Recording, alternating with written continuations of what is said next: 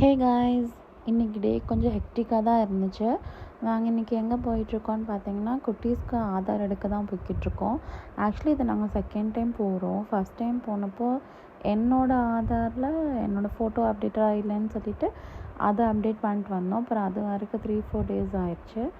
So இப்போ அந்த update ஆனதுக்கப்புறம் சரி பாப்பாவுக்கும் போய் எடுக்கலாம் அப்படின்னு சொல்லிவிட்டு ஆதார் எடுக்கிறதுக்காக போயிருந்தோம். நாங்கள் எங்கே போயிருக்கோம் அப்படின்னு பார்த்தீங்கன்னா, போஸ்ட் ஆஃபீஸில் தான். உங்கள் வீட்டுக்கிட்ட எங்கே போஸ்ட் ஆஃபீஸ் இருந்தாலும் அங்கேயே போய் நீங்கள் ஆதார் அப்ளை பண்ணிக்கலாம்.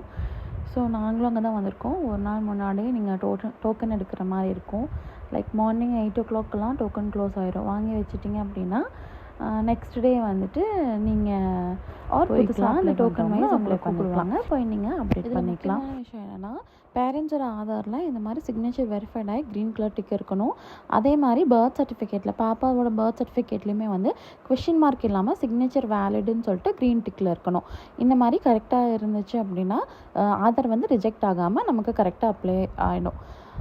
அப்படியே நாங்கள் வர வழியில் வந்துட்டு சூப்பராக வந்து பருத்திப்பால் கிடைக்கிற ஒரு இடம் இருக்குது.